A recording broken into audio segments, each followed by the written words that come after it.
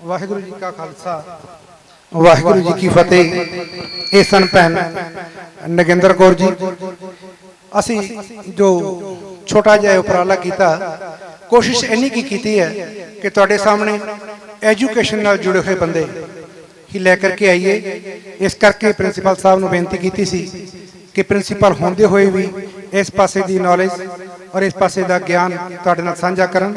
मैं अगली कड़ी दे विच काका कंवर अनमोल सिंह IIT रुड़की किद्दां एक स्टूडेंट नूं मेहनत करनी है और स्टूडेंट के जीवन के विच चलते हुए किस तरह सिक्खी का स्टूडेंट बने रहना है, ये सारा जीवन इन्होंने पूरी मेहनत नाल हंडाया।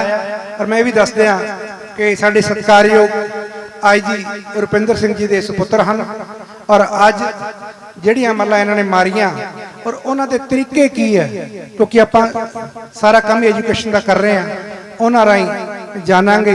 मैं बेनती करांगा काका कंवर अनमोल सिंह। वाहिगुरु जी का खालसा वाहिगुरु जी की फतेह। सो जिवें कि भाई साहब ने तुहानूं दस्सिया, मैं तुहानूं सच सच दस्सां ते अद्धियां चीज़ां ये मेरे बारे जो कह गए वो इन्हां नूं लगदा है, क्योंकि मैं अपने आप नूं एक बहुत ही आम इंसान करके जानदा वां ते मेरा मनना है कि आम इंसान ही है जो कि कुछ वड्डा कर सकदा। जिहड़ा वड्डा हो गया उसने होर की करना, जिहड़ा कि आम है वही खास कर सकदा है। सो जदों तक असीं आम बने रहांगे उदों तक असीं खास करते रहांगे। दूसरी चीज़ जिहड़ी कि दास ने कहनी है वो है एजुकेशन। असीं सारे जानते हैं कि पढ़ाई लिखाई बहुत जरूरी है, क्योंकि साडी उस दे नाल नौकरी लगती है, असीं वड्डे वड्डे बिजनेस कर सकते हैं। अजकल एक नवा ट्रेंड चलिया है स्टार्टअप्स का। स्टार्टअप मतलब अपना बिजनेस शुरू करना, वो मतलब बिजनेस शुरू करना तो एडा वड्डा बना लेना, जिवें कि रिलायंस है, टाटा है, गूगल भी कदे किसी समय एक छोटा जा चलता सी, अज पूरी दुनिया दे विच फैल गया। वड्डे इंस्टीट्यूट, कोई अच्छे इंस्टीट्यूट में पढ़न का फायदा यही है कि तुहानूं लाइक माइंडेड पीपल मिलते हैं। फॉर एग्जाम्पल जदों मैं IIT नहीं गया सी, मैं सोचता सी ये होएगा ये होएगा ये होएगा, बट जदों मैं उत्थे गया मैं वेख्या कि लोगों को उत्थे बहुत कुछ आंदा है जो मैं सोचा भी नहीं सी। फॉर एग्जाम्पल अजकल एक चीज़ चल रही है कंप्यूटर दे विच जिसका नाम है कोडिंग। कोडिंग हर कोई करना चाहता है, बट करनी किवें है, वधिया स्रोत की है, किसी को नहीं पता। But when I went to IIT Roorkee मैनू पता लगा कि इत्थे तां मेरे नाल दे ही बच्चे कोडिंग दे विच प्रोजेक्ट्स बना रहे हैं। मैनू कोडिंग दी ABC नहीं पता ते वो कोडिंग दे विच पैसे कमा रहे हैं। इस दे नाल की मोटिवेशन मिलती है कि हाँ मैं भी कुछ करना है, मैं भी कुछ बनना है। फॉर एग्जाम्पल जदों मैं पहली बार उत्थे गया NCC की भर्ती वास्ते, मैं NCC दे विच भी हाँ उत्थे मैं जदों पहली बार भर्ती वास्ते गया तो कुछ लोग जिहड़े सी, थैंक यू, कुछ लोग जिहड़े सी वो बहुत ज़्यादा वधिया परफॉर्म कर रहे सी, क्योंकि उन्हां कोल पहला तो NCC का सर्टिफिकेट सी, A सर्टिफिकेट। उन्हां नूं वेख के होर मोटिवेशन आती है कि हाँ मैं भी करना है, मैं भी वधिया परेड करनी है, तो वधिया परेड जे करांगे तां ही प्रमोशन मिलेगी NCC दे विच, जे सिनेरियो दे विच लैके वेखिए। उस तरह मैं जस्ट ये कहना चाहना कि फायदा यही होंदा है एक वधिया था पढ़न का ते ज़्यादा मेहनत करन दा कि तुहानूं मोटिवेशन मिलती है। बट गल ये है कि वड्डे इंस्टीट्यूट्स में जाना, अच्छे स्कूल कॉलेजेस में पढ़ना सौखी गल नहीं है। उन्हां दा एक एंट्रेंस एग्जाम हुंदा है जिहड़ा कि बहुत ही टफ टू क्रैक हुंदा है। फॉर एग्जाम्पल जे आपां IIT की गल करिए, JEE एग्जाम जिहड़ा जॉइंट एंट्रेंस एग्जाम दे नाल IIT सिलेक्शन करदी है अपने स्टूडेंट्स का, वो बहुत ही ज़्यादा टफ मन्निया जाता है ते ओहदी कोचिंग भी बहुत ज़्यादा बच्चे करते हैं। स्टैटिस्टिक्स के अनुसार जाइए तो हर साल 10 लाख बच्चे बैठते हैं तो करीब 10-12 हज़ार सिलेक्ट होंगे हैं। तो यदा मतलब है कि जे जोर लेना है, कंपटीशन है बहुत ज़्यादा, तो मेहनत भी बहुत ज़्यादा करनी पैनी है। मेहनत करने का सीधा फॉर्मूला है कि तुहानूं अपना गोल क्लीयर होना चाहिए सब तो पहला, तो उस तो बाद रस्ते के उत्ते तुसीं वर्क करना है। That's all. गोल क्लीयर है कि जाना है, उस तो बाद रस्ते से वर्क करना है कि मैं किवें जाना है, मैं पढ़ाई करनी है, मैं सिलेबस पूरा करना है, सैल्फ डिसिपलिन दे नाल करना है। सैल्फ डिसिपलिन आपां कहने ना कि hard work is the key to success. ਤੇ ਫਿਰ ਸੈਲਫ ਡਿਸਪਲਿਨ ਉਹ ਕੀ ਦਾ ਮੈਟਲ ਹੈ ਜਿਸ ਦੇ ਨਾਲ ਉਹ ਕੀ ਬਣਦੀ ਹੈ। ਸੈਲਫ ਡਿਸਪਲਿਨ ਦੇ ਬਿਨਾ ਹਾਰਡ ਵਰਕ ਹੋ ਹੀ ਨਹੀਂ ਸਕਦਾ। ਹੁਣ ਹਰ ਸਮੇਂ ਤਾਂ ਸਾਡੇ ਸਿਰ ਤੇ ਕੋਈ ਹੋਏਗਾ ਨਹੀਂ, ਚਲੋ ਘਰ ਦੇ ਵਿੱਚ ਤਾਂ ਫਿਰ ਵੀ ਠੀਕ ਹੈ, ਮਾਂ-ਬਾਪ ਹੁੰਦੇ ਨੇ ਕਿ ਪੜ੍ਹ ਲੈ ਪੁੱਤਰ, ਤੇਰੇ ਐਗਜ਼ਾਮ ਆਉਣ ਲੱਗੇ ਨੇ, ਤੂੰ ਫੇਲ ਹੋ ਜਾਏਗਾ। ਬਟ ਕਾਲਜ ਦੇ ਵਿੱਚ ਤਾਂ ਮੈਂ ਹੋਸਟਲ 'ਚ ਰਹਿ ਰਿਹਾ, ਉੱਥੇ ਤਾਂ ਕੋਈ ਹੈ ਨਹੀਂ ਮੇਰੇ ਕੋਲ। ਵੱਧ ਤੋਂ ਵੱਧ ਮੰਮੀ ਜਾਂ ਪਾਪਾ ਮੈਨੂੰ ਫੋਨ ਕਰਕੇ ਕਹਿ ਸਕਦੇ ਨੇ ਕਿ ਪੜ੍ਹ ਲਓ, ਬਟ ਹਰ ਸਮੇਂ ਉਹਨਾਂ ਨੂੰ ਵੀ ਨਹੀਂ ਪਤਾ ਮੈਂ ਫੋਨ ਤੇ ਝੂਠ ਬੋਲਦਾ, ਹਾਂ ਮੈਂ ਪੜ੍ਹ ਰਿਹਾ ਬਟ ਮੈਂ ਸੋ ਰਿਹਾ ਜਾਂ ਗੇਮ ਖੇਲ ਰਿਹਾ। ਇਹ ਸੈਲਫ ਡਿਸਪਲਿਨ ਦੀ ਨਿਸ਼ਾਨੀ ਹੈ ਕਿ ਤੁਹਾਨੂੰ ਪਤਾ ਹੈ ਤੁਹਾਨੂੰ ਕੀ ਚਾਹੀਦਾ ਹੈ। ਮੈਨੂੰ ਕੀ ਚਾਹੀਦਾ ਹੈ? ਮੈਨੂੰ ਚਾਹੀਦਾ ਹੈ ਅੱਛਾ ਗ੍ਰੇਡ। ਅੱਛੇ ਗ੍ਰੇਡ ਵਾਸਤੇ ਮੈਨੂੰ ਕਰਨੀ ਪੈਣੀ ਹੈ ਮਿਹਨਤ, ਤੇ ਜਦੋਂ ਤੱਕ ਮੈਨੂੰ ਇਨਫ ਮੋਟੀਵੇਸ਼ਨ ਨਹੀਂ ਹੋਏਗੀ ਉਸ ਚੀਜ਼ ਵਾਸਤੇ ਮੈਂ ਨਹੀਂ ਕਰਾਂਗਾ। ਫੋਰ ਐਗਜ਼ਾਮਪਲ ਆਪਾਂ ਥੋੜਾ ਭਗਤੀ ਦਾ ਐਗਜ਼ਾਮਪਲ ਲੈਂਦੇ ਹਾਂ।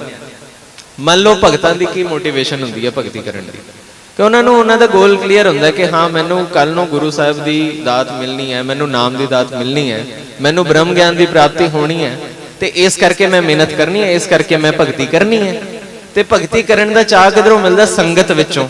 ਸੰਗਤ ਵਿੱਚ ਜਦ ਆਪਾਂ ਵੇਖਦੇ ਹਾਂ ਕਿ ਉਹ ਵਾਲੇ ਸਿੱਖ ਤਾਂ 20-20 ਘੰਟੇ ਚੌਂਕੜੇ ਲਾਉਂਦੇ ਨੇ, ਉਹ ਵਾਲੇ ਰੋਜ਼ ਸਵੇਰੇ 2 ਤੋਂ ਲੈ ਕੇ 6 ਵਜੇ ਤੱਕ ਨਿਤਨੇਮ ਕਰਦੇ ਨੇ ਆਪਣਾ, ਉਹ ਵਾਲੇ ਜਿਹਨੇ ਜਿਹੜੇ ਹਰ ਦੀਵਾਨ ਦੇ ਵਿੱਚ ਆ ਕੇ ਕੀਰਤਨ ਦੀ ਹਾਜ਼ਰੀ ਲਾਉਂਦੇ ਨੇ, ਉਹ ਵਾਲੇ ਨੇ ਜਿਹੜੇ ਉਹ ਆਪਣਾ ਕੰਮ ਵੀ ਕਰਦੇ ਨੇ, ਪਰ ਵੇਖੋ ਕਿੰਨੇ ਜ਼ਿਆਦਾ ਗੁਰਸਿੱਖ ਨੇ, ਉਹ ਆਪਣਾ ਨਿਤਨੇਮ ਵੀ ਨਹੀਂ ਖੁਜਾਉਂਦੇ ਤੇ ਕੰਮ ਵੀ ਬੜੀ ਚੰਗੀ ਤਰ੍ਹਾਂ ਕਰਦੇ ਨੇ। ਇਹ ਸਾਰੇ ਵੱਖਰੇ ਵੱਖਰੇ ਤਰ੍ਹਾਂ ਦੇ ਐਗਜ਼ਾਮਪਲ ਸਾਨੂੰ ਉਦੋਂ ਹੀ ਮਿਲਣਗੇ ਜਦੋਂ ਅਸੀਂ ਸੰਗਤ ਵਿੱਚ ਆਵਾਂਗੇ। ਫੋਰ ਐਗਜ਼ਾਮਪਲ ਕੋਈ 100 ਰੁਪਈਆ ਦੇ ਕੇ ਬਹੁਤ ਬਾਦਸ਼ਾਹ ਬਣਦਾ ਕਿ ਮੈਂ 100 ਰੁਪਈਆ ਚੜਾਇਆ, ਉਹਨੂੰ ਕਹੋ ਕਦੇ ਦਰਬਾਰ ਸਾਹਿਬ ਜਾਏ, ਮਹਾਰਾਜਾ ਰਣਜੀਤ ਸਿੰਘ ਨੇ ਸੋਨਾ ਚੜਵਾਤਾ ਸੀ।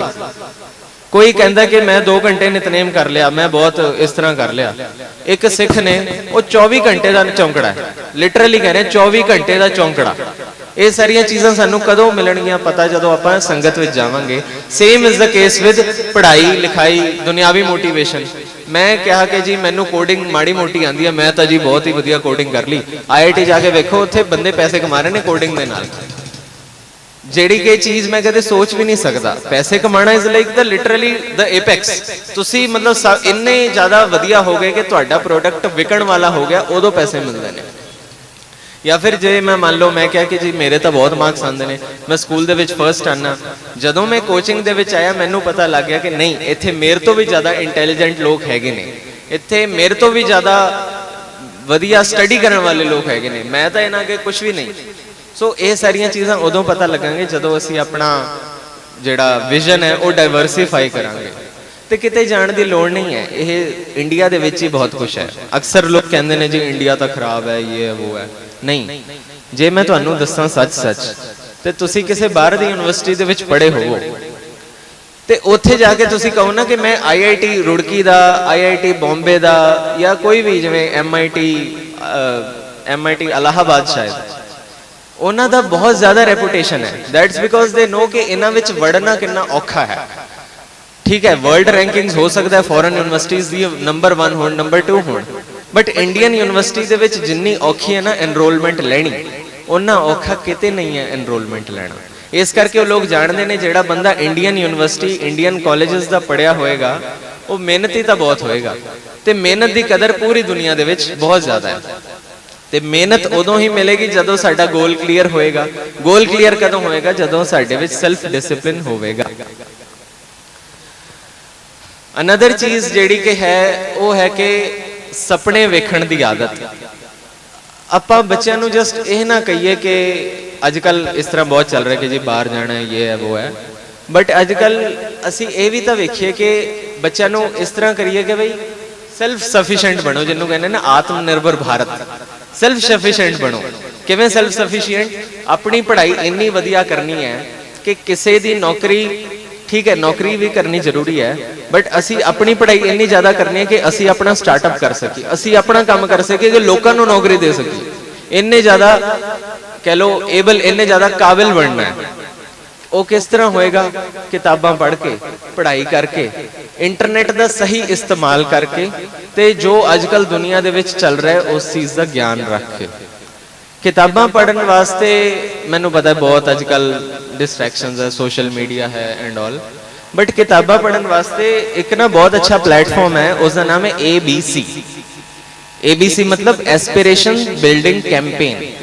ਲੁਧਿਆਣੇ ਦੀ ਇੱਕ ਸੰਸਥਾ ਹੈ, ਉਹਨਾਂ ਨੇ ਸ਼ੁਰੂ ਕੀਤਾ ਐਸਪੀਰੇਸ਼ਨ ਬਿਲਡਿੰਗ ਕੈਂਪੇਨਸ ਉਹਦੇ ਵਿੱਚ ਕੀ ਕਰਦੇ ਨੇ, ਉਹ ਤੁਹਾਨੂੰ ਨਾ ਲੈਵਲ ਵਾਈਜ਼ ਬੁੱਕਸ ਦਿੰਦੇ ਨੇ, ਜਿਵੇਂ ਫਰਸਟ ਰਾਊਂਡ ਇਹ ਵਾਲੀ ਬੁੱਕ ਪੜੋ, ਐਗਜ਼ਾਮ ਦਿਓ, ਨੈਕਸਟ ਰਾਊਂਡ ਦੇ ਵਿੱਚ ਆ ਜਾਓ, ਨੈਕਸਟ ਰਾਊਂਡ ਇਹ ਵਾਲੀ ਬੁੱਕ ਪੜੋ, ਐਗਜ਼ਾਮ ਦਿਓ, ਨੈਕਸਟ ਰਾਊਂਡ ਦੇ ਵਿੱਚ ਆ ਜਾਓ। ਉਸ ਤੋਂ ਬਾਅਦ up to a certain level ਤੱਕ ਜਦੋਂ ਤੁਸੀਂ ਪਹੁੰਚ ਜਾਓਗੇ, ਫਿਰ ਤੁਹਾਨੂੰ ਮੋਨੇਟਰੀ ਬੈਨੀਫਿਟਸ ਮਿਲਣਗੇ, ਜਿਵੇਂ ਕੋਈ ਕੈਸ਼ ਪ੍ਰਾਈਜ਼ ਮਿਲ ਗਿਆ, ਤੁਸੀਂ ਸਭ ਤੋਂ ਵਧੀਆ ਕੀਤਾ, ਤੁਹਾਨੂੰ ਉਹ ਆਪਣੀ ਟੀਮ ਦੇ ਵਿੱਚ ਇਨਕਲੂਡ ਕਰ ਲੈਣਗੇ, ਐਂਬੈਸਡਰ ਬਣਾ ਦੇਣਗੇ, ਕੁਛ ਨਾ ਕੁਛ ਇਸ ਤਰ੍ਹਾਂ। ਮੈਂ ਆਪ ABC ਦੇ ਵਿੱਚ ਇਨਰੋਲਡ ਹਾਂ, ਤੇ ਮੈਂ ਵੇਖਿਆ ਕਿ ਜਦੋਂ ਦਾ ਮੈਂ ਉਹਨਾਂ ਦੇ ਵਿੱਚ ਆਇਆ, ਜਾਣੇ ਅਣਜਾਣੇ ਦੇ ਵਿੱਚ ਹੀ ਮੈਂ ਇੰਨੀਆਂ ਜ਼ਿਆਦਾ ਕਿਤਾਬਾਂ ਪੜ੍ਹ ਲਈਆਂ ਨੇ ਜਿਹੜੀਆਂ ਕਿ ਮੈਂ ਸੋਚ ਵੀ ਨਹੀਂ ਸਕਦਾ ਸੀ। ਸੁੰਦਰੀ ਨੋਵਲ ਜਿਹੜਾ ਹੈ ਨਾ ਭਾਈ ਵੀਰ ਸਿੰਘ ਜੀ ਦਾ, ਮੈਂ ਬਹੁਤ ਵਾਰ ਸੋਚਿਆ ਸੀ ਮੈਂ ਪੜਾਂਗਾ, ਬਟ ਮੈਂ ਕਦੇ ਪੜ੍ਹ ਨਹੀਂ ਪਾਇਆ। ABC ਦੇ ਵਿੱਚ ਅਸੀਂ ਹਰ ਰੋਜ਼ ਇੱਕ ਅੱਧੇ ਘੰਟੇ ਦੀ ਮੀਟਿੰਗ ਕਰਦੇ ਸੀ, ਜਿਵੇਂ 5-6 ਜਣਿਆਂ ਦਾ ਗਰੁੱਪ ਹੁੰਦਾ, ਅਸੀਂ ਰੋਜ਼ ਮੀਟਿੰਗ ਕਰਦੇ ਸੀ, ਰੋਜ਼ ਉਹ ਇੱਕ ਜਾਂ ਦੋ ਪੇਜ ਪੜ੍ਹ ਲੈਂਦੇ ਸੀ। ਇਸ ਤਰ੍ਹਾਂ 2 ਮਹੀਨੇ ਦੇ ਵਿੱਚ ਉਹ ਸਾਡੀ ਕਿਤਾਬ ਪੂਰੀ ਹੋਈ। ਜਸਟ ਥਿੰਕ, ਮੈਂ ਸਿੱਖ ਇਤਿਹਾਸ ਦਾ ਕਿੰਨਾ ਵੱਡਾ ਇੱਕ ਮਤਲਬ ਸਿੱਖ ਇਤਿਹਾਸ ਨਾਲ ਰਿਲੇਟਡ ਕਿੰਨੀ ਵੱਡੀ ਇੱਕ ਚੀਜ਼ ਪੜ੍ਹ ਲਈ 2 ਮਹੀਨੇ ਦੇ ਵਿੱਚ, ਅਣਜਾਣੇ ਦੇ ਵਿੱਚ। ਮੈਂ ਕੋਈ ਜਾਣ ਕੇ ਥੋੜੀ ਪੜਿਆ, ਆਪਣਾ ਜ਼ੋਰ ਵੀ ਨਹੀਂ ਲਾਇਆ। ਸੋ ਬਟ ਇਸ ਦੇ ਨਾਲ ਕੀ ਹੋਰ ਜ਼ਿਆਦਾ ਮੋਟੀਵੇਸ਼ਨ ਮਿਲੀ, ਉਹ ਸਿੱਖ ਕਿਸ ਤਰ੍ਹਾਂ ਰਹਿੰਦੇ ਸੀ, ਉਹਨਾਂ ਦਾ ਜੀਵਨ ਕਿਸ ਤਰ੍ਹਾਂ ਸੀ, ਕਾਫੀ ਜ਼ਿਆਦਾ ਇਨਸਪਾਇਰੇਸ਼ਨ ਮਿਲਦੀ ਹੈ। ਇਸੇ ਤਰ੍ਹਾਂ ਹੋਰ ਬੁੱਕਸ ਵੀ ਨੇ, ਇਹ ਤਾਂ ਚਲੋ ਸਿੱਖੀ ਦੇ ਨਾਲ ਰਿਲੇਟਡ ਨੇ। ਹੋਰ ਬੁੱਕਸ ਨੇ ਜਿਵੇਂ ਮਤਲਬ ਜਿਨ੍ਹਾਂ ਨਾਲ ਤੁਸੀਂ ਕਹਿ ਲਓ ਸੈਲਫ ਗਰੋਥ ਐਂਡ ਆਲ ਤੁਸੀਂ ਕਰ ਸਕਦੇ ਹੋ। ਮੇਰਾ ਜਸਟ ਕਹਿਣ ਦਾ ਇਹ ਮਤਲਬ ਹੈ ਕਿ ਬੁੱਕਸ ਪੜ੍ਹਨੀਆਂ ਓਨੀਆਂ ਹੀ ਜ਼ਰੂਰੀ ਨੇ ਜਿੰਨਾ ਕਿ ਸਾਹ ਲੈਣਾ। ਅੱਜ ਦੇ ਜ਼ਮਾਨੇ ਦੇ ਵਿੱਚ ਜੇ ਕੋਈ ਪ੍ਰੋਗਰੈਸ ਕਰਨਾ ਚਾਹੁੰਦਾ ਹੈ, ਚਾਹੇ ਪੜ੍ਹਾਈ ਦੇ ਮਾਮਲੇ ਦੇ ਵਿੱਚ, ਚਾਹੇ ਅਧਿਆਤਮ ਦੇ ਮਾਮਲੇ ਦੇ ਵਿੱਚ, ਤੇ ਕਿਤਾਬਾਂ ਪੜ੍ਹਨੀਆਂ ਬਹੁਤ ਜ਼ਰੂਰੀ ਨੇ। ਈ ਬੁੱਕਸ ਦਾ ਜ਼ਮਾਨਾ ਜ਼ਰੂਰ ਆ ਗਿਆ ਅੱਜ, but at least you have to read at the end of the day. ਜਦੋਂ ਤੱਕ ਸਾਨੂੰ ਗਿਆਨ ਨਹੀਂ ਮਿਲੇਗਾ, ਅਸੀਂ ਵੀਡੀਓਜ਼ ਦੇਖ ਕੇ ਜਾਂ ਫਿਰ ਈਵਨ ਬਹੁਤ like to be really honest classroom ਵਿੱਚ ਬੈਠ ਕੇ ਵੀ ਉਹ ਸਭ ਨਹੀਂ ਕਰ ਸਕਦੇ ਜੋ ਅਸੀਂ ਬੁੱਕ ਪੜ੍ਹ ਕੇ ਕਰ ਸਕਦੇ ਹਾਂ। ਸਾਨੂੰ ਕਲਾਸ ਦੇ ਵਿੱਚ ਜਦੋਂ ਅਸੀਂ ਫਰਸਟ ਡੇ ਗਏ, ਸਾਡਾ IIT ਦੇ ਵਿੱਚ ਪਹਿਲਾ ਲੈਕਚਰ ਸੀ ਨਾ, ਸਾਡੇ ਟੀਚਰ ਨੇ ਕਿਹਾ ਸੀ ਕਿ ਜਦੋਂ ਤੱਕ ਟੈਕਸਟ ਬੁੱਕ ਨਹੀਂ ਪੜ੍ਹੋਗੇ ਉਦੋਂ ਤੱਕ ਤੁਹਾਨੂੰ ਕੁਝ ਨਹੀਂ ਆਏਗਾ। ਮੇਰਾ ਸਬਜੈਕਟ ਹੈ ਇਕਨੋਮਿਕਸ, ਮੈਂ ਇਕਨੋਮਿਕਸ ਦੀ ਡਿਗਰੀ ਕਰ ਰਿਹਾ, ਤੇ ਇਕਨੋਮਿਕਸ ਦੇ ਵਿੱਚ ਸਾਨੂੰ ਸਾਡੇ 4-5 ਪ੍ਰੋਫੈਸਰਸ ਨੇ ਕਿਹਾ ਕਿ ਰੀਡਿੰਗ ਦੀ ਆਦਤ ਜਦੋਂ ਤੱਕ ਤੁਹਾਨੂੰ ਨਹੀਂ ਹੋਏਗੀ ਤੁਸੀਂ ਇਕਨੋਮਿਸਟ ਪੜ੍ਹ ਹੀ ਨਹੀਂ ਸਕਦੇ। ਦੈਟ ਮੀਨਸ ਕਿ ਰੀਡਿੰਗ ਦੀ ਆਦਤ ਕਲਾਸੀਕਲ ਟਾਈਮਸ ਤੋਂ ਲੈ ਕੇ ਮਾਡਰਨ ਟਾਈਮਸ ਤੱਕ ਉਨੀ ਹੀ ਜ਼ਰੂਰੀ ਹੈ ਜਿੰਨੀ ਕਿ ਪਹਿਲਾਂ ਸੀ। ਤੇ ਰੀਡਿੰਗ ਦੀ ਆਦਤ ਤਾਂ ਗੁਰੂ ਗ੍ਰੰਥ ਸਾਹਿਬ ਜੀ ਦੇ ਵਿੱਚ ਹੀ ਆਪਾਂ ਜੇ ਮੰਨ ਲਓ ਰੋਜ਼ ਸਹਿਜ ਪਾਠ ਕਰਦੇ ਹਾਂ, ਇਹ ਰੀਡਿੰਗ ਦੀ ਆਦਤ ਹੈ। ਜੇ ਮੰਨ ਲਓ ਅਸੀਂ ਕੋਈ ਸਟੀਕ ਪੜ੍ਹਦੇ ਹਾਂ, ਸਟੀਕ ਵਿੱਚੋਂ ਨਿਤਨੇਮ ਕਰਦੇ ਹਾਂ, ਰੀਡਿੰਗ ਦੀ ਆਦਤ ਹੈ। ਗੁਟਕਾ ਸਾਹਿਬ ਵਿੱਚੋਂ ਜੇ ਆਪਾਂ ਨਿਤਨੇਮ ਕਰਦੇ ਹਾਂ, ਰੀਡਿੰਗ ਦੀ ਆਦਤ ਹੈ। ਸਿੱਖ ਇਤਿਹਾਸ ਪੜ੍ਹਦੇ ਹਾਂ, ਉਹ ਵੀ ਪੜ੍ਹ ਰਹੇ ਹਾਂ, ਇਹ ਵੀ ਰੀਡਿੰਗ ਦੀ ਆਦਤ ਹੈ। ਜਦੋਂ ਤੱਕ ਅਸੀਂ ਰੀਡਿੰਗ ਦੀ ਆਦਤ ਨਹੀਂ ਪਾਵਾਂਗੇ ਉਦੋਂ ਤੱਕ ਬਹੁਤ ਜ਼ਿਆਦਾ ਕੋਈ ਵੱਡੀ ਚੀਜ਼ਾਂ ਆਪਾਂ ਕਰ ਨਹੀਂ ਪਾਵਾਂਗੇ। ਸੋ ਰੀਡਿੰਗ ਦੀ ਆਦਤ ਉਨੀ ਹੀ ਜ਼ਰੂਰੀ ਹੈ ਜਿੰਨਾ ਕਿ ਸਾਹ ਲੈਣਾ। ਤੇ ਉਸ ਤੋਂ ਬਾਅਦ ਗੱਲ ਆਉਂਦੀ ਹੈ ਨਿਤਨੇਮ ਦੀ, ਕਿਉਂਕਿ ਆਪਾਂ ਸਿੱਖ ਹਾਂ, ਸਾਨੂੰ ਗੁਰੂ ਸਾਹਿਬ ਨੇ ਅੰਮ੍ਰਿਤ ਦੀ ਦਾਤ ਬਖਸ਼ੀ ਹੈ। ਨਿਤਨੇਮ ਸਾਡੇ ਵਾਸਤੇ ਓਵਰਆਲ ਜ਼ਰੂਰੀ ਹੈ, ਬਟ ਅਕਸਰ ਮੈਂ ਵੇਖਿਆ ਹੈ ਇਸ ਤਰ੍ਹਾਂ ਦੀਆਂ ਚੀਜ਼ਾਂ ਕਹਿੰਦੇ ਆ ਲੋਕਾਂ ਨੂੰ ਕਿ ਮੇਰਾ ਫਲਾਣੀ ਚੀਜ਼ ਕਾਰਨ ਨਿਤਨੇਮ ਛੁੱਟ ਗਿਆ, ਮੈਂ ਪੜ੍ਹ ਰਿਹਾ ਸੀ ਇਸ ਕਰਕੇ ਮੇਰਾ ਨਿਤਨੇਮ ਲੇਟ ਹੋ ਗਿਆ, ਜਾਂ ਕੁਛ ਇਸ ਤਰ੍ਹਾਂ। ਮੈਨੂੰ ਕਈ ਵਾਰ ਮਤਲਬ ਜੈਨੂਇਨਲੀ ਮੇਰਾ ਵੀ ਕਈ ਵਾਰ ਲੇਟ ਹੋ ਜਾਂਦਾ ਨਿਤਨੇਮ। ਜਿਵੇਂ ਮੰਨ ਲਓ ਕਦੇ ਰਾਤ ਨੂੰ ਲੇਟ ਸੁੱਤੇ ਪੜ੍ਹ ਕੇ ਤੇ ਸਵੇਰੇ ਇਸ ਕਰਕੇ 1-1.5 ਘੰਟਾ ਲੇਟ ਉੱਠੇ, ਬਟ ਇਸ ਚੀਜ਼ ਦੇ ਵਾਸਤੇ ਮੈਨੂੰ ਬੜੀ ਹੈਰਾਨੀ ਹੁੰਦੀ ਹੈ, ਕਿਸੇ ਕਾਰਨ ਕਰਕੇ ਨਿਤਨੇਮ ਛੁੱਟ ਗਿਆ। ਹੋਣਾ ਕੀ ਚਾਹੀਦਾ ਸੀ, ਨਿਤਨੇਮ ਕਰਕੇ ਕੋਈ ਕੰਮ ਛੁੱਟ ਜਾਵੇ ਤਾਂ ਸਮਝ ਆਉਂਦੀ ਹੈ ਕਿ ਹਾਂ ਨਿਤਨੇਮ ਕਰਦਾ ਸੀ ਮੈਂ, ਉਹ ਫਲਾਣਾ ਕੰਮ ਛੁੱਟ ਗਿਆ। ਬਟ ਨਿਤਨੇਮ ਕਿਉਂ ਜ਼ਰੂਰੀ ਹੈ? ਪਹਿਲੀ ਗੱਲ ਹੈ ਕਿ ਇਹ ਤੁਹਾਡਾ ਇੱਕ ਡੇਲੀ ਦਾ ਨੇਮ ਹੈ, ਰੂਟੀਨ ਹੈ। ਸੈਲਫ ਡਿਸਿਪਲਿਨ ਦੀ ਆਦਤ ਇਧਰੋਂ ਹੀ ਸ਼ੁਰੂ ਹੁੰਦੀ ਹੈ। ਸੈਲਫ ਡਿਸਿਪਲਿਨ ਕੀ ਹੈ? You know what you want, ਹੈ ਨਾ। ਤੇ ਜੇ ਆਪਾਂ ਦਿਨ ਦੇ ਵਿੱਚ ਇੱਕ ਸ਼ੈਡਿਊਲ ਬਣਾਇਆ ਕਿ ਇੰਨੇ ਤੋਂ ਇੰਨੇ ਪੜ੍ਹਾਈ ਕਰਾਂਗਾ, ਇੰਨੇ ਤੋਂ ਇੰਨੇ ਇਹ ਕਰਾਂਗਾ, ਨਿਤਨੇਮ ਤਾਂ ਸਭ ਤੋਂ ਜ਼ਰੂਰੀ ਹੈ, ਉਹਦਾ ਤਾਂ ਟਾਈਮ ਫਿਕਸਡ ਹੀ ਹੈ। ਵਾਈ ਨਾਟ ਸਟਾਰਟ ਵਿਦ ਨਿਤਨੇਮ? ਸਟਾਰਟ ਕਰੀਏ ਆਪਾਂ ਕਿ ਸਵੇਰੇ ਸੇ ਮੈਂ 5 ਵਜੇ ਉੱਠ ਕੇ ਨਿਤਨੇਮ ਕਰਨਾ ਹੈ। ਨਿਤਨੇਮ ਤੋਂ ਬਾਅਦ ਮੈਂ ਚਾਹ ਕੌਫੀ ਪੀ ਕੇ ਤੇ ਉਸ ਤੋਂ ਬਾਅਦ ਫਿਰ ਮੈਂ ਪੜ੍ਹਾਈ ਕਰਨੀ ਹੈ, ਮੈਂ ਸਕੂਲ ਜਾਣਾ ਜਾਂ ਮੈਂ ਕਾਲਜ ਜਾਣਾ, ਜੋ ਕੁਝ ਵੀ ਹੈ। ਮਤਲਬ ਹੈ ਕਿ ਬੈਂਚਮਾਰਕ ਨਿਤਨੇਮ ਤੋਂ ਜੇ ਆਪਾਂ ਸ਼ੁਰੂ ਕਰਾਂਗੇ ਅਸੀਂ ਉਸ ਨੂੰ ਸਟਿਕ ਔਨ ਵੀ ਕਰਾਂਗੇ। ਮੇਰਾ ਮਤਲਬ ਐਗਜ਼ਾਮਪਲ ਦਿੰਦਾ ਤੁਹਾਨੂੰ, IIT ਦੇ ਵਿੱਚ ਜਦੋਂ ਮੈਂ ਗਿਆ, ਮੈਂ ਵੇਖਿਆ ਬੱਚੇ ਕਿ ਪੂਰੀ ਰਾਤ ਜਾਗਦੇ ਨੇ। ਇਸ ਤਰ੍ਹਾਂ ਦੇ ਲੋਕ ਵੀ ਨੇ ਜਿਹੜੇ ਰਾਤ ਨੂੰ 9 ਵਜੇ ਤੱਕ, ਸਵੇਰੇ 9 ਵਜੇ ਤੱਕ ਜਾਗਣਗੇ, ਉਸ ਤੋਂ ਬਾਅਦ ਸਵੇਰੇ 9 ਤੋਂ ਰਾਤ ਦੇ 9 ਸੌਣਗੇ। ਇਸ ਤਰ੍ਹਾਂ ਦੇ ਲੋਕ ਹੈਗੇ ਨੇ ਸੱਚ ਵਿੱਚ। ਪਰ ਇਹਦੇ ਨਾਲ ਨੁਕਸਾਨ ਕੀ ਹੁੰਦਾ ਹੈ? ਰਾਤੀ 9 ਤੋਂ ਸਵੇਰੇ 9 ਤੱਕ ਤੁਸੀਂ ਜਾਗੇ, ਸਵੇਰੇ 9 ਤੋਂ ਰਾਤ 9 ਤੱਕ ਤੁਸੀਂ ਸੋ ਰਹੇ ਹੋ, ਤੇ ਕਲਾਸ ਕੌਣ ਜਾਏਗਾ? ਦਿਨ ਦੇ ਵਿੱਚ ਜੋ ਐਕਟੀਵਿਟੀਜ਼ ਹੋਣੀਆਂ ਨੇ ਉਹ ਕੌਣ ਕਰੇਗਾ? ਰਾਤ ਨੂੰ ਜਾ ਕੇ ਜਦੋਂ ਸਾਰੀ ਦੁਨੀਆ ਸੁੱਤੀ ਪਈ ਹੈ ਕੀ ਕਰ ਲੋਗੇ? ਠੀਕ ਹੈ, ਉਹ ਜ਼ਰੂਰ ਆਪਣਾ ਪੜ੍ਹਾਈ ਕਰਦੇ ਨੇ, ਇਹ ਉਹ ਕਰਦੇ ਨੇ, but at the end of the day ਦਿਨ ਦਾ ਜਿਹੜਾ ਨੈਚੁਰਲ ਸਾਈਕਲ ਹੈ ਉਸ ਨੂੰ ਖਰਾਬ ਕਰਨ ਦਾ ਕੋਈ ਫਾਇਦਾ ਨਹੀਂ ਹੈ। ਨਿਤਨੇਮ ਨੇ ਇੱਥੇ ਮੈਨੂੰ ਹੈਲਪ ਕੀਤੀ। ਮੈਨੂੰ ਹੈ ਕਿ ਹਾਂ ਸਵੇਰੇ ਮੈਨੂੰ ਜਲਦੀ ਉੱਠਣਾ ਹੈ, ਇਸ ਕਰਕੇ ਮੈਨੂੰ ਰਾਤ ਨੂੰ ਜਲਦੀ ਸੌਣਾ ਹੈ, ਤੇ ਜੇ ਮੈਂ ਸਵੇਰੇ ਜਲਦੀ ਉੱਠਾਂਗਾ ਮੇਰੇ ਕੋਲ ਸਬਸਟੈਂਸ਼ੀਅਲੀ ਟਾਈਮ ਜ਼ਿਆਦਾ ਹੁੰਦਾ ਬਾਕੀ ਲੋਕਾਂ ਨਾਲੋਂ, ਇਸ ਕਰਕੇ ਫਿਰ ਮੈਂ ਪੜ੍ਹਾਈ ਕਰਨੀ ਹੈ, ਮੈਂ ਪੜ੍ਹਾਈ ਕਰ ਸਕਦਾ, ਮੈਂ ਕੋਡਿੰਗ ਕਰਨੀ ਹੈ, ਮੈਂ ਕੋਡਿੰਗ ਕਰ ਸਕਦਾ, ਮੈਂ ਜਸਟ ਘੁੰਮਣਾ ਹੈ, ਕੁਛ ਮਸਤੀ ਮਾਰਨੀ ਹੈ, ਜਸਟ ਮੇਰੇ ਕੋਲ ਜ਼ਿਆਦਾ ਟਾਈਮ ਹੈ। ਨਿਤਨੇਮ ਨੇ ਮੇਰਾ ਇੱਥੇ ਬੜਾ ਫਾਇਦਾ ਕਰ ਦਿੱਤਾ ਕਿ ਮੈਂ ਆਪਣਾ ਸਲੀਪ ਸ਼ੈਡਿਊਲ, ਡੇ ਦਾ ਸ਼ੈਡਿਊਲ ਸਾਰਾ ਜਿਹੜਾ ਕਿ ਹੈ ਸ਼ੈਡਿਊਲ ਵਾਈਜ਼, ਜਸਟ ਬਿਕੋਜ਼ ਸਵੇਰੇ ਨਿਤਨੇਮ ਜਲਦੀ ਕਰਨਾ ਹੈ, ਉਸ ਤੋਂ ਬਾਅਦ ਫਿਰ ਸ਼ਾਮ ਨੂੰ ਰਹਿਰਾਸ ਕਰਨੀ ਹੈ, ਤੇ ਰਹਿਰਾਸ ਮੇਰੇ ਵਾਸਤੇ ਇੱਕ ਬ੍ਰੇਕ ਪੁਆਇੰਟ ਹੈ ਕਿ ਹਾਂ ਹੁਣ ਦਿਨ ਖਤਮ ਹੋ ਚੁੱਕਾ ਹੈ, ਹੁਣ ਤੋਂ ਬਾਅਦ ਦਾ ਟਾਈਮ ਜਿਹੜਾ ਇਹ ਮੇਰਾ ਟਾਈਮ ਹੈ। ਇਸ ਦੇ ਵਿੱਚ ਮੈਂ ਉਹ ਕੰਮ ਕਰਨੇ ਨੇ ਜਿਹੜੇ ਕਿ ਪੈਂਡਿੰਗ ਨੇ, ਜਿਹੜੇ ਕਿ ਮੇਰੇ ਵਾਸਤੇ ਜ਼ਰੂਰੀ ਨੇ, ਜਿਹੜੇ ਕਿ ਮੈਨੂੰ leisure kind of leisure time and ਆਲ।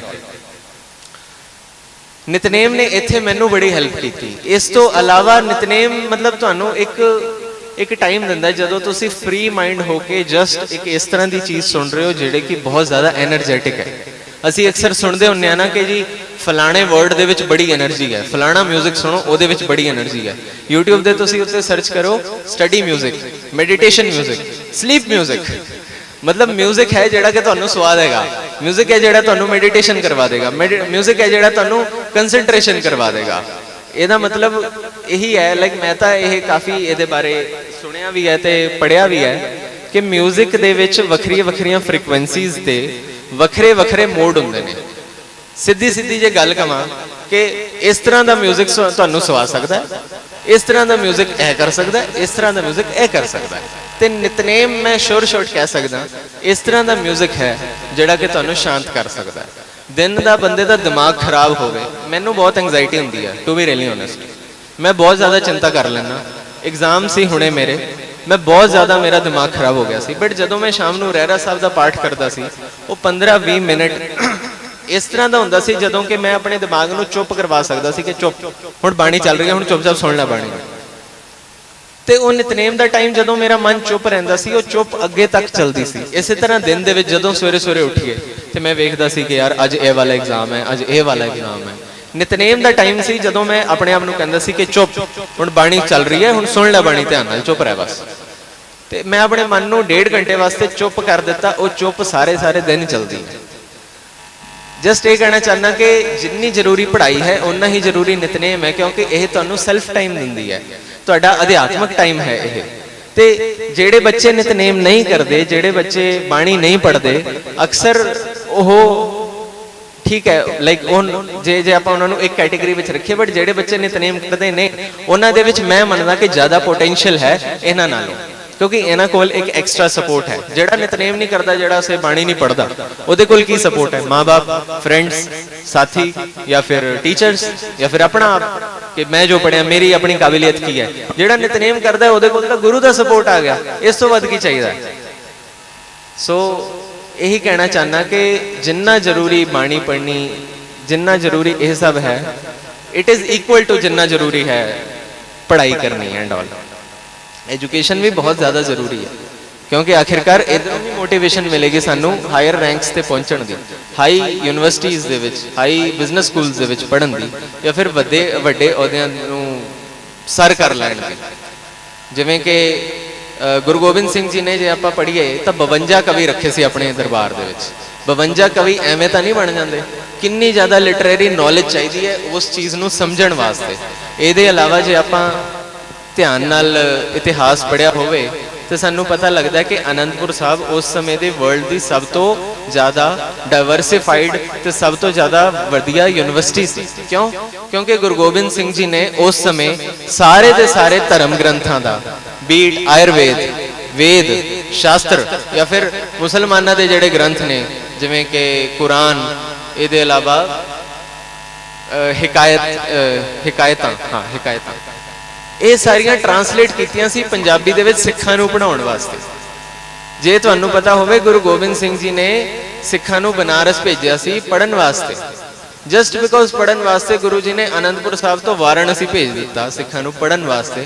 ਪੜਨ ਦੀ ਅਹਿਮੀਅਤ ਓਨੀ ਹੀ ਜ਼ਰੂਰੀ ਹੈ ਸਾਡੇ ਕਲਚਰ ਦੇ ਵਿੱਚ, ਸਾਡੇ ਧਰਮ ਦੇ ਵਿੱਚ, ਜਿੰਨੀ ਕਿ ਬਾਕੀ ਅਧਿਆਤਮਿਕ ਚੀਜ਼ਾਂ ਦੀ ਹੈ। ਸੋ ਐਟ ਲਾਸਟ ਹੁਣ ਮੈਂ ਇਹੀ ਕਹਿਣਾ ਚਾਹੂੰਗਾ ਕਿ ਪੜ੍ਹਾਈ ਜੇ ਕਰਨੀ ਹੈ ਤੇ ਚੰਗੀ ਤਰ੍ਹਾਂ ਕਰਨੀ ਹੈ। ਸਿੱਖ ਨੂੰ ਗੁਰੂ ਸਾਹਿਬ ਨੇ ਹਮੇਸ਼ਾ ਮੁਕਾਮ ਦਿੱਤਾ ਹੈ। ਐਵਰੇਜ ਰਹਿਣਾ ਜਾਂ ਇਹ ਸਭ ਕਰਨਾ ਇਹ ਸਿੱਖ ਦੀ ਫਿਤਰਤ ਨਹੀਂ ਹੈ। ਸਿੱਖ ਦਾ ਕੰਮ ਹੈ ਜੇ ਕੁਝ ਕਰਨਾ ਹੈ ਤੇ ਚੰਗੀ ਤਰ੍ਹਾਂ ਕਰ ਲੈਣਾ। ਜੇ ਸੇਵਾ ਕਰਨੀ ਹੈ ਤਾਂ ਪੂਰੀ ਦੁਨੀਆ ਦੇ ਵਿੱਚ ਸੇਵਾ ਕਰ ਦੇਣੀ। ਜੇ ਲੰਗਰ ਲਾਉਣੇ ਨੇ ਤੇ ਪੂਰੀ ਦੁਨੀਆ ਦੇ ਵਿੱਚ ਲੰਗਰ ਲਾਉਣੇ ਨੇ। ਜੇ ਵਧੀਆ ਪੜ੍ਹਾਈ ਕਰਨੀ ਹੈ ਤਾਂ ਕੋਈ ਅੱਗੇ ਨਾ ਰਹਿ ਸਕੇ, ਸਭ ਤੋਂ ਅੱਗੇ ਨਿਕਲ ਜਾਣਾ ਹੈ।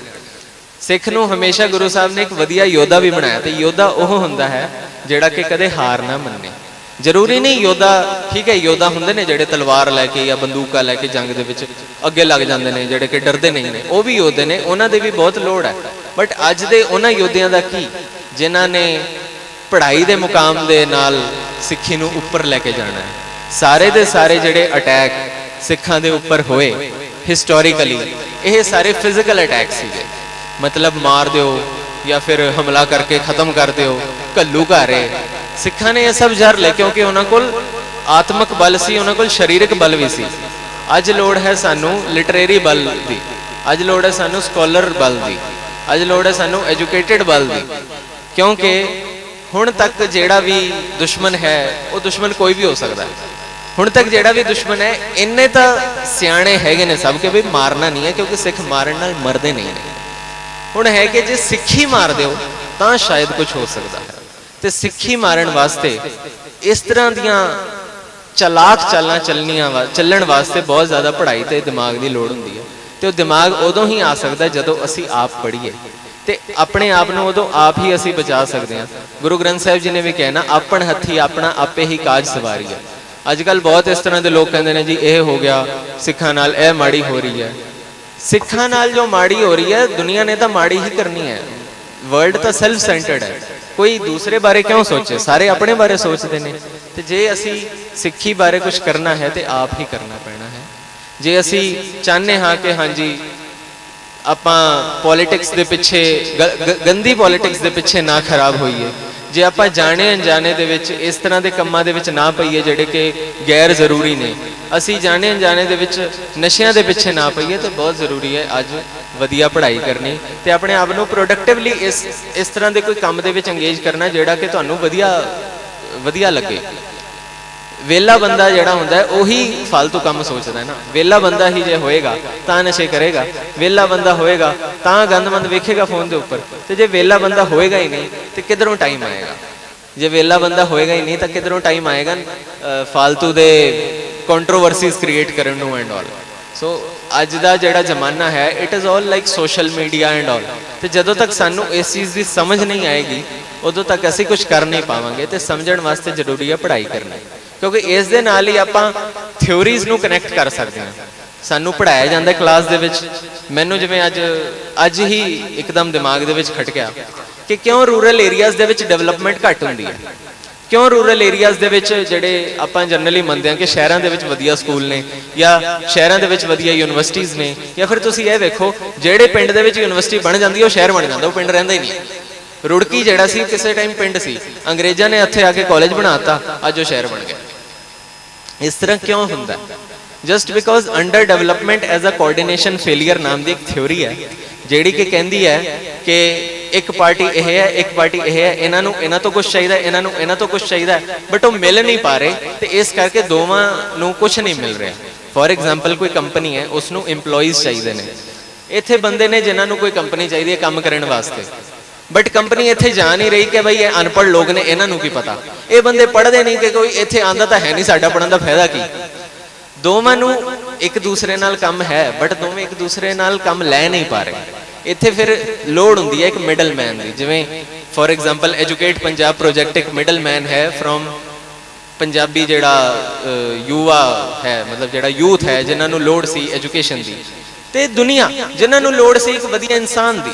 ਇੱਥੇ EPP ਨੇ ਕੰਮ ਕੀਤਾ, ਠੀਕ ਹੈ, ਅਸੀਂ ਇਹਨਾਂ ਨੂੰ ਵਧੀਆ ਬੰਦੇ ਬਣਾਵਾਂਗੇ, ਵਧੀਆ ਪੜ੍ਹਾਈ ਕਰਵਾਵਾਂਗੇ ਤੇ ਤੁਸੀਂ ਅੱਗੇ ਇਹਨਾਂ ਦੀ ਜਾ ਕੇ ਸੇਵਾ ਕਰੋ। ਇੱਥੇ ਇੱਕ ਮਿਡਲਮੈਨ ਦੀ ਲੋੜ ਹੈ। ਉਸੇ ਤਰ੍ਹਾਂ ਵੱਡੇ ਵੱਡੇ ਯੂਨੀਵਰਸਿਟੀਜ਼ ਐਂਡ ਆਲ, ਇਹ ਸਾਰੇ ਇੱਕ ਮਿਡਲਮੈਨ ਦੀ ਤਰ੍ਹਾਂ ਕੰਮ ਕਰਦੇ ਨੇ। ਇਹ ਪਿੰਡ ਨੂੰ ਇੱਕ ਸ਼ਹਿਰ ਵਿੱਚ ਟਰਾਂਸਫਾਰਮ ਕਰਦੇ ਨੇ। ਇਹ ਇੱਕ ਆਦਮੀ ਨੂੰ ਇੱਕ ਵਧੀਆ EMPLOYEE ਜਾਂ ਵਧੀਆ ਕੋਈ ਬਿਜ਼ਨਸਮੈਨ ਜਾਂ ਇਨਫੈਕਟ ਕੋਈ ਇੱਕ ਲਰਨਡ ਆਦਮੀ ਦੇ ਵਿੱਚ ਕਨਵਰਟ ਕਰਦੇ ਨੇ। ਇਹ ਕੋਆਰਡੀਨੇਸ਼ਨ ਦਾ ਕੰਮ ਕਰਦੇ ਨੇ। ਇਹ ਕਦੋਂ ਪਤਾ ਲੱਗੇਗਾ?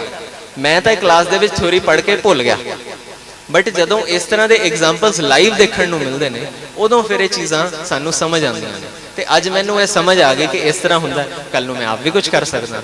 ਇਹ ਸਾਰੀਆਂ ਚੀਜ਼ਾਂ ਸਾਨੂੰ ਕਦੋਂ ਪਤਾ ਲੱਗਣਗੀਆਂ? ਜਦੋਂ ਅਸੀਂ ਪੜ੍ਹੇ ਲਿਖੇ ਹੋਵਾਂਗੇ। ਜਦੋਂ ਤੱਕ ਅਸੀਂ ਪੜ੍ਹੇ ਲਿਖੇ ਨਹੀਂ ਹੋਵਾਂਗੇ ਅਸੀਂ ਸੱਚਮੁੱਚ ਡਿਵੈਲਪਮੈਂਟ ਨਹੀਂ ਕਰ ਸਕਦੇ। ਤੇ ਡਿਵੈਲਪਮੈਂਟ ਉਦੋਂ ਹੀ ਹੋਏਗੀ ਜਦੋਂ ਅਸੀਂ ਪੜ੍ਹੇ ਲਿਖੇ ਹੋਵਾਂਗੇ। So at the end everything comes to one concrete point ਕਿ ਪੜ੍ਹੇ ਲਿਖੇ ਹੋਣਾ ਤੇ ਉਸ ਦੇ ਨਾਲ ਨਾਲ ਗੁਰਬਾਣੀ ਦੇ ਨਾਲ ਜੁੜੇ ਹੋਣਾ ਵੀ ਓਨਾ ਹੀ ਜ਼ਰੂਰੀ ਹੈ। ਕਿਉਂਕਿ ਪੜ੍ਹੇ ਲਿਖੇ ਹੋਣ ਦੇ ਨਾਲ ਅਸੀਂ ਉਸ ਚੀਜ਼ ਦਾ ਦੁਰਉਪਯੋਗ ਵੀ ਤਾਂ ਕਰ ਸਕਦੇ ਹਾਂ। ਜੇ ਮੇਰੇ ਕੋਲ ਸਾਇੰਸ ਦੀ ਨੌਲੇਜ ਹੈ ਤੇ ਮੈਂ ਜ਼ਰੂਰੀ ਥੋੜੀ ਕਿ ਬਿਜਲੀ ਬਣਾਵਾਂਗਾ, ਮੈਂ ਐਟਮ ਬੰਬ ਵੀ ਬਣਾ ਸਕਦਾ। ਮੈਂ ਹੀਰੋਸ਼ੀਮਾ ਨਾਗਾਸਾਕੀ ਨੂੰ ਸ਼ਹਿਰ ਦੇ ਸ਼ਹਿਰ ਉਡਾ ਵੀ ਸਕਦਾ, ਜਿਨ੍ਹਾਂ ਦੇ ਅੱਜ ਤੱਕ ਮਤਲਬ ਉੱਥੇ ਬਿਮਾਰੀਆਂ ਨੇ ਲੋਕਾਂ ਨੂੰ ਰੇਡੀਏਸ਼ਨ ਦੇ ਨਾਲ, ਜਿਹੜੀ ਅੱਜ ਤੱਕ ਨਹੀਂ ਖਤਮ ਹੋ ਪਾਈਆਂ ਉਸ ਜ਼ਮਾਨੇ ਦੀਆਂ ਜਦੋਂ ਅਮਰੀਕਾ ਨੇ ਬੰਬ ਸੁੱਟੇ ਸੀ। ਇਹ ਹੈ ਵਿਦਿਆ ਦਾ ਗਲਤ ਇਸਤੇਮਾਲ। ਵਿਦਿਆ ਦਾ ਗਲਤ ਇਸਤੇਮਾਲ ਕੀ ਹੈ? ਜੋ ਅੰਗਰੇਜ਼ਾਂ ਨੇ ਕੀਤਾ ਇੰਡੀਆ ਦੇ ਨਾਲ, ਉਹ ਪੜ੍ਹੇ ਲਿਖੇ ਸੀ, ਉਹਨਾਂ ਨੂੰ ਚਲਾਕੀਆਂ ਆਉਂਦੀਆਂ ਸੀ। ਉਹਨਾਂ ਨੇ ਵੇਖਿਆ ਕਿ ਇਹ ਵੰਡੇ ਹੋਏ ਲੋਕ ਨੇ, ਬਹੁਤ ਸਾਰੇ ਇਹਨਾਂ ਵਿੱਚੋਂ ਪੀੜਤ ਵੀ ਨੇ, ਬਹੁਤ ਸਾਰੇ ਇਹਨਾਂ ਵਿੱਚ ਅਨਪੜ੍ਹ ਵੀ ਨੇ, ਅਸੀਂ ਇਹਨਾਂ ਦੇ ਉੱਤੇ ਆ ਕੇ ਰਾਜ ਕਰ ਲਈਏ ਤੇ ਐਕਸਪਲੋਇਟ ਕਰਤਾ ਚੰਗੀ ਤਰ੍ਹਾਂ। ਇਹ ਹੈ ਵਿਦਿਆ ਦਾ ਦੁਰਉਪਯੋਗ। ਸਦਉਪਯੋਗ ਉਦੋਂ ਆਏਗਾ ਜਦੋਂ ਅਸੀਂ ਗੁਰਬਾਣੀ ਦੇ ਨਾਲ ਸੇਧ ਵੀ ਲਵਾਂਗੇ, ਤੇ ਸਦਉਪਯੋਗ ਉਦੋਂ ਹੀ ਆਏਗਾ ਜਦੋਂ ਸਾਡੇ ਕੋਲ ਵਿਦਿਆ ਹੋਏਗੀ। ਸੋ ਗੁਰਬਾਣੀ ਦੇ ਉੱਤੇ ਵਿਦਿਆ ਦੇ ਉੱਪਰ ਜਦੋਂ ਗੁਰਬਾਣੀ ਦਾ ਫਿਲਟਰ ਲੱਗ ਜਾਏ ਤੇ ਜੋ ਬਣਦਾ ਉਹ ਗੁਰਸਿੱਖ ਬਣਦਾ। ਨਹੀਂ ਤਾਂ ਦੁਨੀਆ ਬੈਠੀ ਹੈ ਬਹੁਤ। ਇਸ ਨਾਲ ਹੀ ਮੈਂ ਸਮਾਪਤੀ ਕਰਾਂਗਾ ਜੀ। ਵਾਹਿਗੁਰੂ ਜੀ ਕਾ ਖਾਲਸਾ, ਵਾਹਿਗੁਰੂ ਜੀ ਕੀ ਫਤਿਹ।